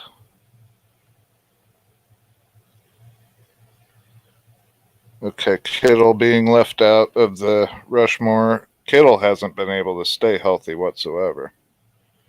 He's hurt every season. Which, yeah, he's good, but he is super rough on his body. So, yeah, I can't see him making the Rushmore. What about you guys? Yeah, I'd agree with that. His first couple years, he was catching absolutely everything, and he was their offense. Like, I think ability-wise, yeah, like ability, ceiling and floor, absolutely. But, from a productivity standpoint, just because of that, yeah. I mean, he was never going to get, a lot of volume anyway, just because of the way that offense worked. And then you add, you know, Debo, and then you go out and you trade for Christian McCaffrey. Like I love Kittle. Like uh, Kittle and Juszczyk to me are two, very fun, awesome pieces because I love versatile players and the versatility that each of those guys brings. It's just fun. It's fun to watch. So, Yeah. From a talent standpoint alone, I would 100% agree. Putting his talent to both receive and block, there. But from a production standpoint, at least in the passing game, being injured and the volume that he sees in the passing game, I don't think he would ever be able to get there on that side of it. Because he definitely doesn't get the volume he used to. But I completely agree with everything you said there. Gooch? You get a phone call? Kittle would have been on my Mount Rushmore if he knew how to protect himself and take care of his body. And I don't mean he doesn't know how to like lift weights or eat or whatever like that, but he's such a ferocious kind of blocker.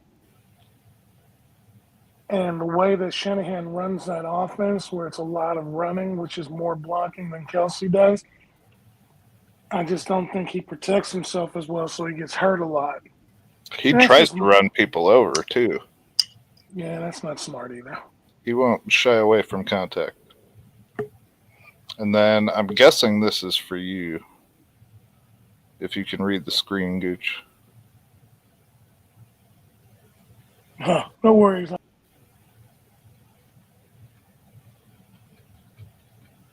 It's a crazy stat. 9-1. Didn't know. I'm not sure what that is. Sheffers. When Sheffers the referee, Oh. we're 9-1. Okay. And then Holly agrees with you, Steve. There are 2 holds on that call against Bradbury, and he admitted to them. Exactly. And that should shut everybody up right there. I mean, it won't because they don't care. Everybody's stuck on the. At first, they argued whether it was a hold. Bradbury comes out post game and says it was a hold. Everybody changed their argument to flag shouldn't be thrown in that situation. And it's like, it's a big moment either way, right? If the flag isn't thrown, that's just as impactful on the game as if it is. Either way, right? It's like the Super Bowl. It's all impactful. One way or the other, it's a key moment in the game. They don't throw the flag. It's a very impactful no call that by the letter of the law should be called. Like, you're at this point, you're just arguing from the result you want to see. And you're doing so from the perspective that's the opposite of what the rules are. So, I mean, to me, all these arguments are based off of wanting a different result, like wanting a specific result and searching for any way to argue back to that result instead of, arguing factually and arguing what the rules are and just admitting, what happened. It would be like Chiefs fans doing that same thing with the whole D4 thing. Just even now, if we were bringing it up, the ref should never throw a flag for offsides at that moment in the game. No, of course they should. Like, we saw it how many times this season, right? We talked about it after the games. Who was it? Was it Bolton himself in the Chargers game that had a late hit on Herbert? I think it was. Maybe it wasn't Bolton. If it wasn't Bolton, I think it was Bolton, but I think it was Bolton. I was livid. I wasn't livid at the ref for throwing the flag. He hit him. It was a late hit. It was Bolton. Yeah. By the way, that hit, I put this on Twitter. That hit was a lot closer. Herbert was barely, he hadn't even touched the white yet. He was on his way out of bounds when Bolton hit him.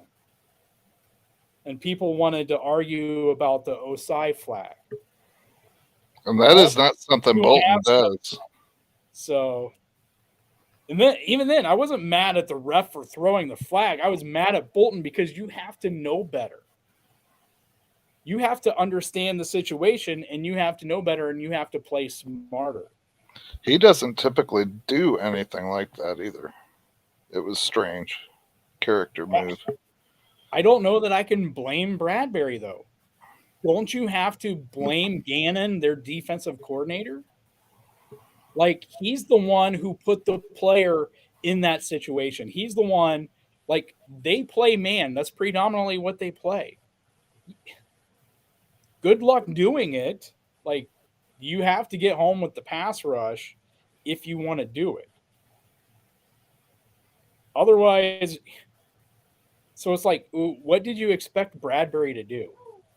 You know, like, I don't necessarily, he held and he should have had the flag thrown on him. But if you, like, even if you want to get mad at someone, the defensive coordinator is the one who put him in that situation to have to guard Juju one-on-one when you've seen what we're doing to your defense when you're playing us in man. Like, after Travis, Juju's the guy. We would not have lost to Indy if it mattered when they threw flags. Yeah. So Holly agrees with us.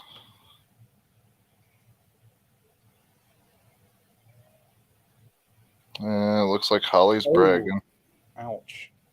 Consider seats we're in the Eagles section. That sounds brutal, Holly.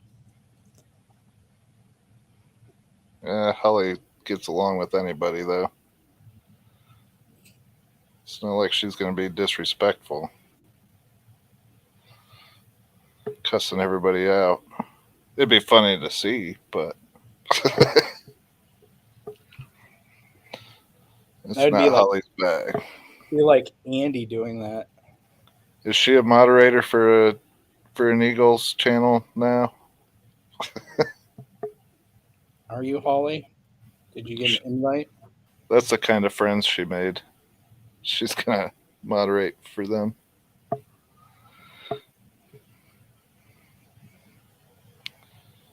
Okay. We laugh at Gooch a lot, too. Notice I said at. Yep.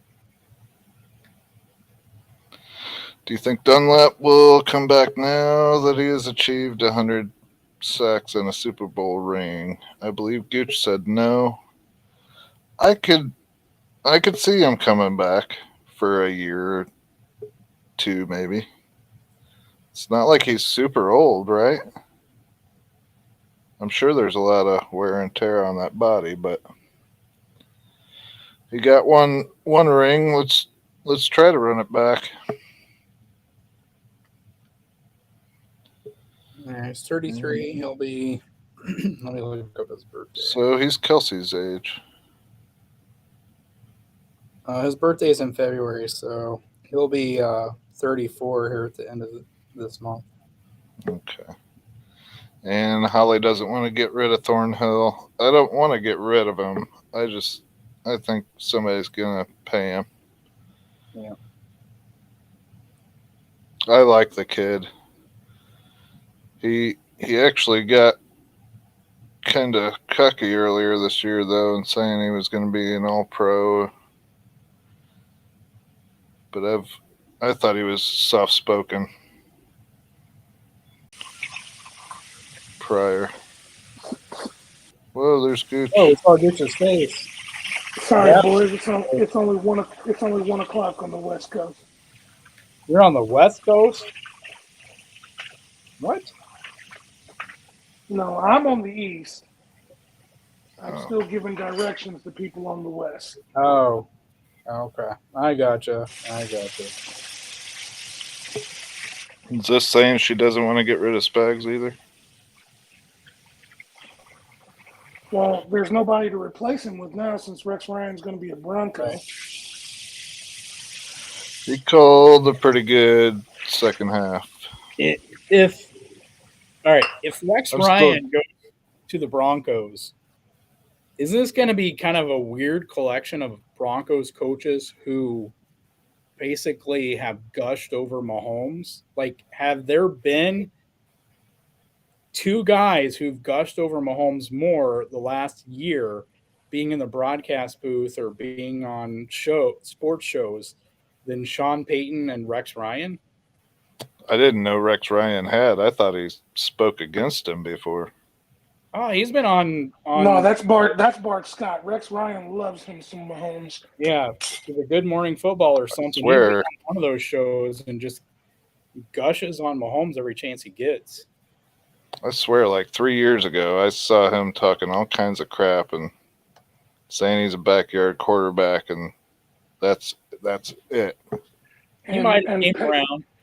And Peyton was going to draft Mahomes. There's no way he's going to talk crap on Mahomes. No, that I knew.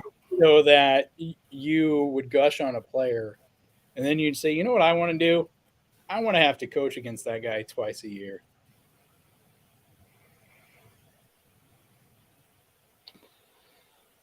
Huh. My father used to say something that goes like, there's one born every minute.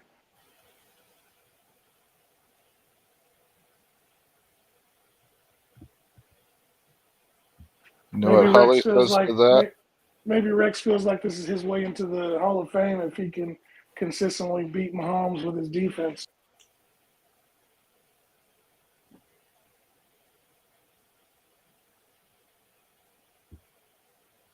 I don't know. I do think whatever happens, though, that we're going to face more pressure this year as a coaching staff. Like, one thing is clear. I think we'd probably all agree on this. After watching the AFC Championship game in the Super Bowl, I think one thing is clear, and that's that they need to sign T. Higgins. In a typical week, Andy and Spags turn in a C+ ish, maybe B- ish game plan in a typical week. Like what we saw in the AFC Championship game and the Super Bowl from them, I would say was their A+ work. So everything I've seen in the regular season kind of says C+ ish, maybe B-, you could argue to me. And I think that's going to have to change, whether it's Sean Payton, some of the other moves that have been made out there in the AFC as a whole. Like, I think we're going to have to see the coaching ramp it up a bit this year. If we're honest, we've had it a little bit easy in the AFC West, and I think that's going to kind of change a bit. To get into early reactions, we haven't even seen free agency, so free agency or draft, so a lot can change. But I think based on coaches, right? When we did our matchups this year, like I'm big on head coaches quarterback combos, which is why it's hard to bet against Andy and Mahomes, the Chiefs, to win in basically any game because of that combo. So listen, I was right there making fun of Russell Wilson, right there with everybody else. I still think he's cheesy and he shouldn't ever be in another commercial, anything creepy like that again.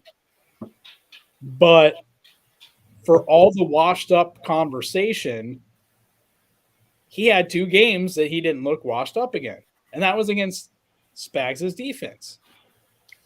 So there's something there that Sean Payton can work with. People are trying to act like that, Sean Payton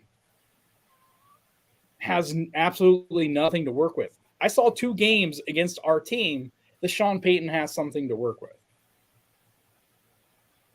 And against the Chargers. True. So I think there's something there. I don't think Payton would take that job if he didn't believe that himself. Right.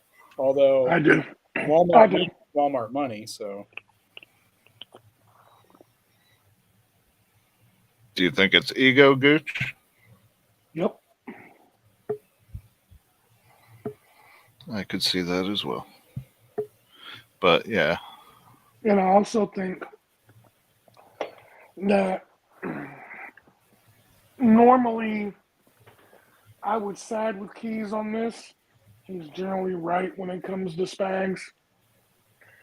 I also take into account that we were playing 5 or 6 rookies that game, and Russell Wilson is a veteran, and he knows how to still with his eyes lead rookies into mistakes, which is why he was kind of successful with us, but not really against other veteran defenses.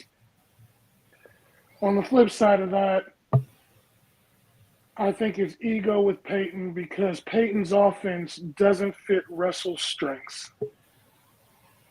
Payton's offense requires somebody like, I'm just going to name them off, Mahomes, Burrow, not even Allen. Somebody that can stand in the pocket in the face of pressure and drop dimes. Russell has never been that quarterback. Drew Brees was that quarterback, couldn't run, but he was accurate as hell. And he got the ball out of his hands. I think it's still going to be a bad fit because that's basically the same offense that Nathaniel Hackett was trying to run. Russ in the pocket, being a quarterback. Russell's better on the run. That's just my opinion. And I think that they'll walk away from Russell after next year. Especially if he's as bad as he was this year. He's gone. There's a ton of guaranteed money still, though. Yeah, I think it's about 2 years before they could even I'd somewhat swallow realistically. I'd swallow it. Draft you somebody. Like 50 mil? I mean, you gave up. Look it up. Easily. You have no first round picks this draft. No first or seconds. So you're screwing yourself even more. And you're still going to have to go in there and sign or restructure free agents just to keep yourself some cap room and have some players. Like I'm just not sure on it. Like, I just don't see where. I mean, you might be able to push 8 wins out of him, but I don't see how you're going to put a team together that's going to contend. And I'm sure he's going to be given more than 1 year. At $25 million a year, you damn right he's getting more than 1 year.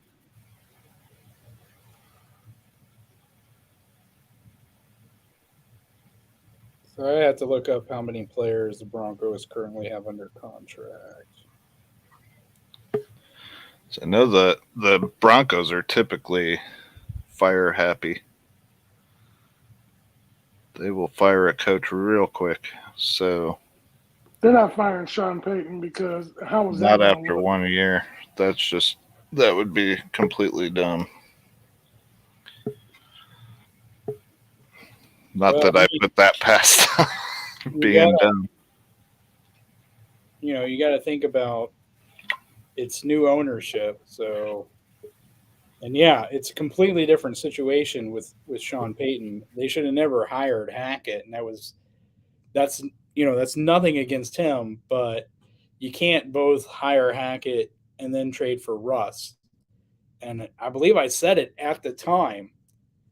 You know, Russ was butting heads with Pete Carroll. You bring in a rookie coach with an established NFL vet, and you know what's going to happen.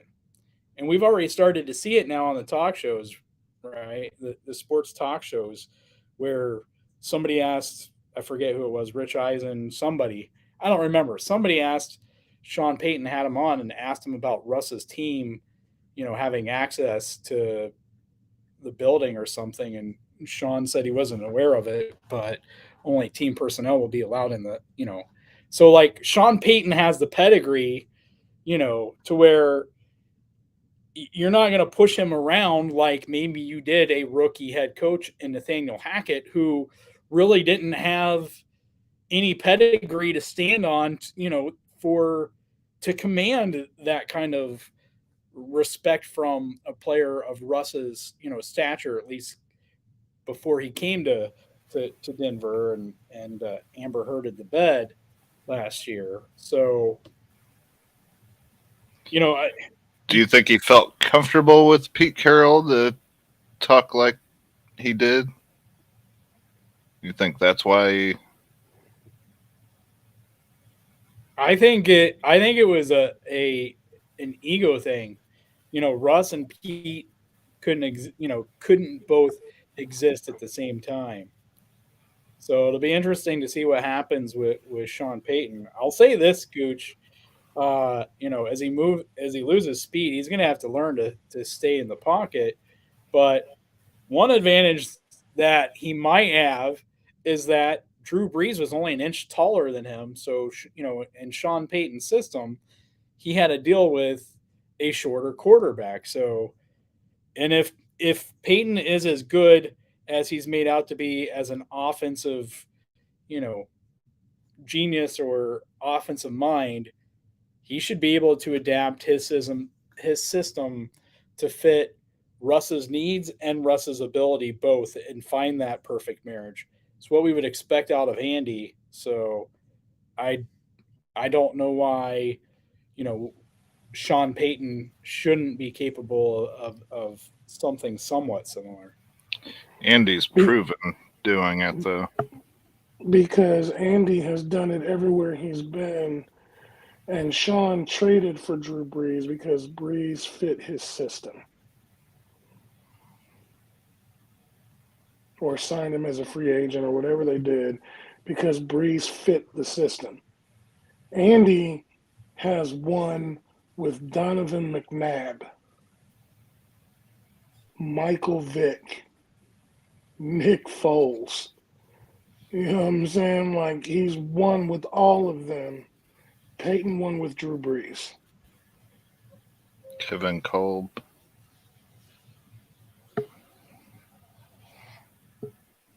And Taysom Hill. 2 or 3 games.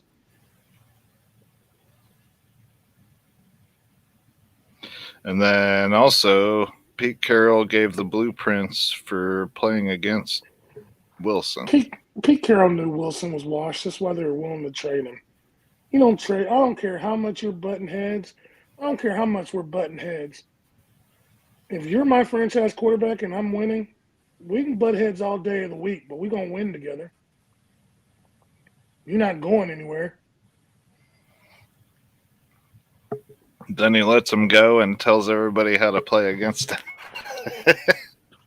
It's the biggest dick move I think I've ever seen in the NFL. But I love it.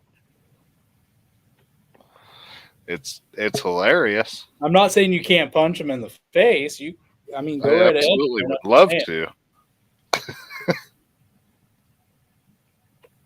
Just give me the opportunity.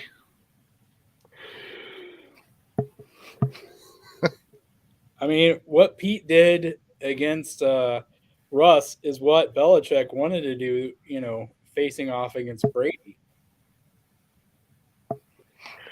But you know what? This is going to sound weird. I understand why Pete did it, though. Pete's a good coach, but he wasn't getting no credit. Russell was getting all that credit. You should let Russ cook. Let Russ cook. And Pete's like, if I let him cook, we wouldn't make the playoffs. All right, fine. You want to cook? Go to Denver and cook with your 18 touchdowns and 18 interceptions. Here's Geno Smith, bitch.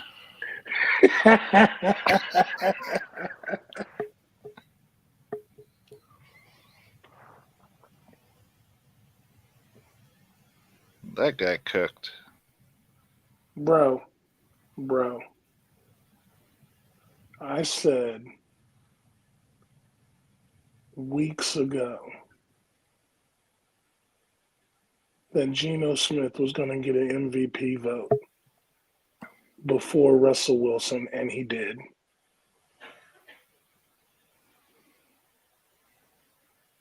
How crazy is that? Quite. Russell Wilson was with Pete Carroll, won a Super Bowl and all that, couldn't get an MVP vote, gets traded to Denver, gets told how to beat him. Geno Smith goes to Seattle and gets an MVP vote. Maybe we should let Geno cook, huh?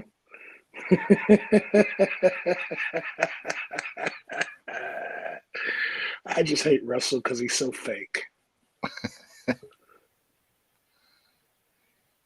He's fucking weird, too. Weird little man. Oh. Well, that's probably a good place to stop.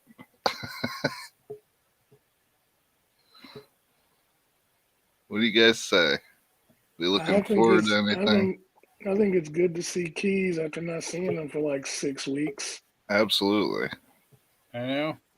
I don't know if you know this, but Dan Andrews is wanting us to get in on his show and do the draft. Basically, we'll each have teams that we're picking for.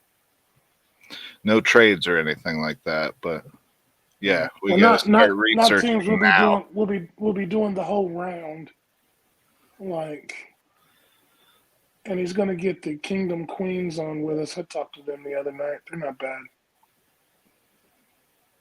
As long as I can pick Raiders, because then I don't have to do any homework. I can just pick out the fastest guys from the combine. Fastest guys are the felons. Or hurt. Like have a heart condition or something.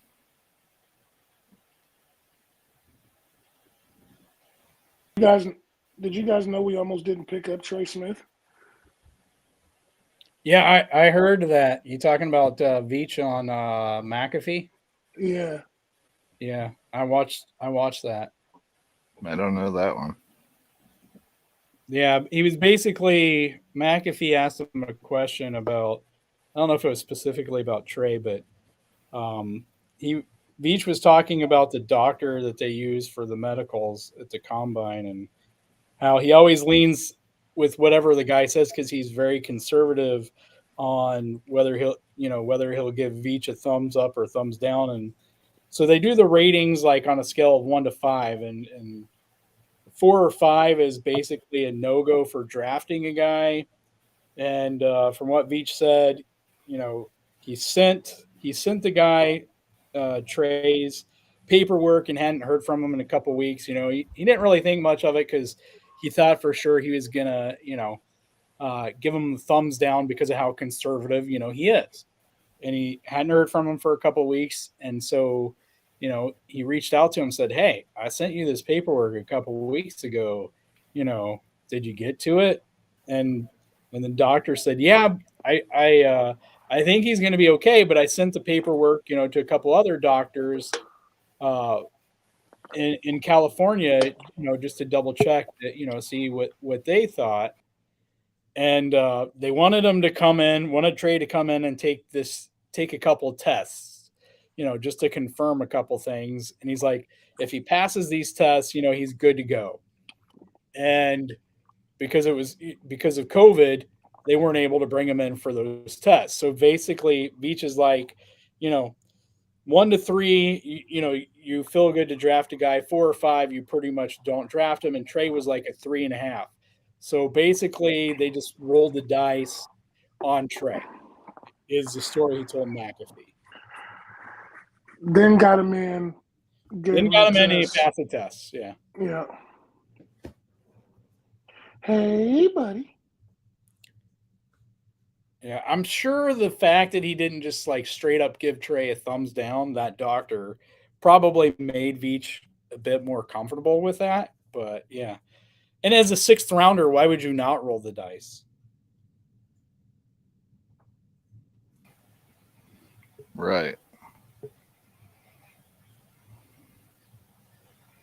So Is anybody else imagining what the Super Bowl ring is going to look like? I really hadn't until you brought it up. I would imagine at some part of the ring is going to be the two words rebuilding year. I want one. Retooling year. Before we end, rebuilding year. Before we end, can we talk about the pettiness that we've seen this week? It's not just Pat; it is the whole organization. We saw it all the way up to Veach. I think Clark even Clark, said yeah. in his speech after the parade. Like it's throughout the whole organization saw, heard, whatever, all the disrespect this season. And everybody let it out. Whether it was today, whether it was post game comments, whatever. Kelsey first. What that says to me though is that's attributed to Andy because Andy doesn't let them talk. You know what I'm saying? They've all said that. Like Andy doesn't talk. He says, "Don't make it bigger than what it is." You know what I'm saying? Don't give anybody else any ammunition. Just work. We're talking about Clark Hunt and Brett Veach, Gooch.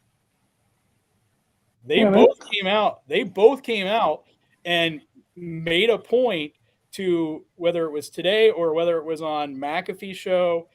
I believe they both said it today, after the parade, when they were giving their speech, making a comment about it being a rebuilding year, throwing it back in the faces of all the national media who didn't have us winning the AFC West, didn't have us making the playoffs, sure didn't have us playing in the Super Bowl, let alone winning it, because we were going to be in a rebuilding year after we traded Tyreek. Like they were completely throwing that out there. Clark and Hunt, I said in the beginning that we're going to see more of his first year. The ball's going to get spread around all over the place. And sure enough, that's what happened. Anyway, we don't have to talk about it. I just thought it was interesting. We're used to players talking a little bit, but hey, you know me, I'm here for all the petty. And it was on display. that it just surprised me hearing Clark Hunt make that comment. That was my favorite. Make his comments. I must have missed Clark's comment. What did he say? Said everybody counted us out. Well, he re-quoted Mitch's thing about you're going to have to get you still have to play us or whatever. What I don't remember. Have to deal with the Chiefs. Yeah, you still have to deal with the Chiefs. He went through that whole quote, but he said something about, I don't know word for word, but he said something about us winning the Super Bowl and threw in a little quip about not being bad for a rebuilding year or something like that. Like they both made that comment. And he said everybody counted us out. About winning a Super Bowl in their rebuilding year.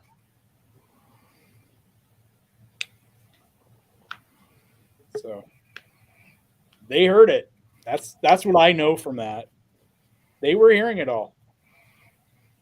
And they use it as motivation.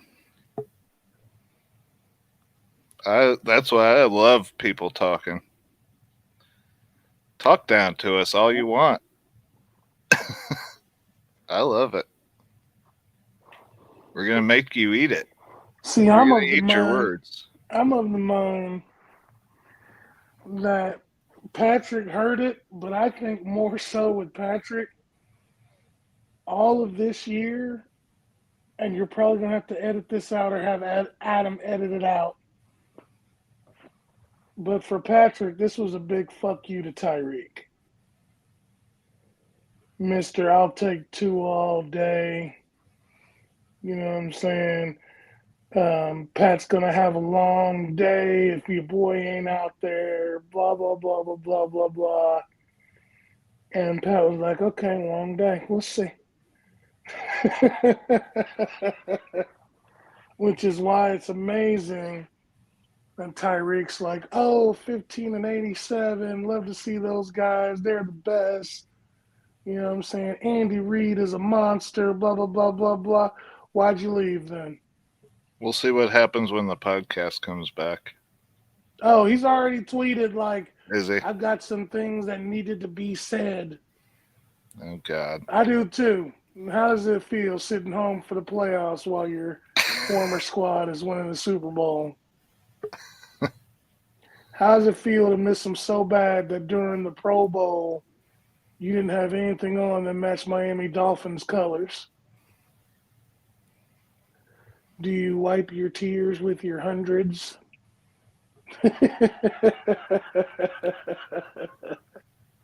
That's probably the only thing that gets him through it. Do you sit in a room and watch old Chiefs highlights when you were catching passes from Mahomes? That and the cheerleaders. Yep. I swear the Dolphins cheerleader I saw was a stripper at the Pro Bowl.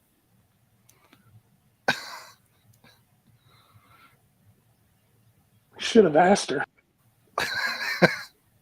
I was close, but I wasn't that close.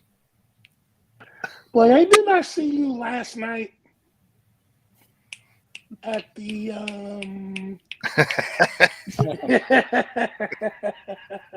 You just throw a few ones and see what happens. She kept doing that move from the replacements where they bend over and slowly get up. Oh, where they distract the other football team and all that. There was no ass slapping, but she kept doing that move, and I'm like, is this chick a stripper? She's hot, but is she a stripper? Like, for real? We are in Vegas. When you get to this point, do not kill Aaron.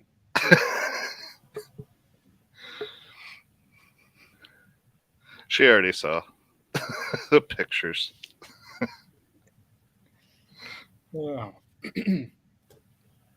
It's really not as bad as my dad using me as a 13-year-old boy to get pictures of the cheerleaders when the one Chiefs game that we went to back in '97. So I had to get pictures of our one representative there. Was the cheerleader. The rest of them had to be at the Super Bowl, and Keas' dad is awesome. That's how you not get in trouble with your wife. Come here, boy. Go ask for that autograph.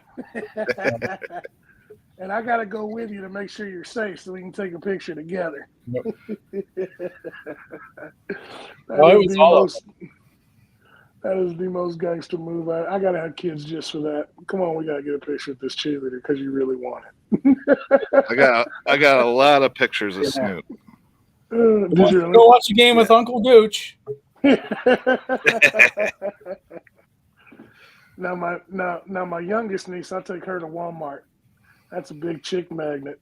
Cute kids in Walmart. That's how you get them.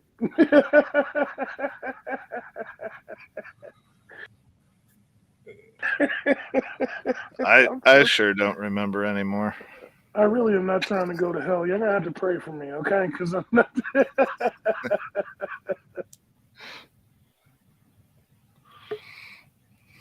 And on that note, we appreciate all y'all that watch this content, whether religiously or in passing.